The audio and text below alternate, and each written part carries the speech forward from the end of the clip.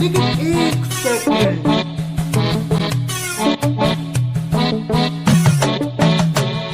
একটা সরষের তেলের প্যাকেট দিন তো।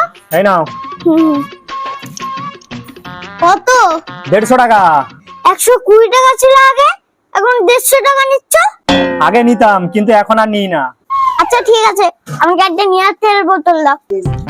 এটা রাখাতে। এই নাও। এটার দাম কত?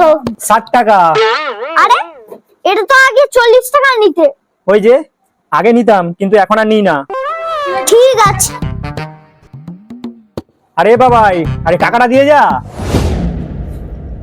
আমিও আগে দিতাম, এখন দিই না। देखा आपने लापरवाही का नतीजा है। जगन्नाथ प्रेमानंद ये क्या हुआ?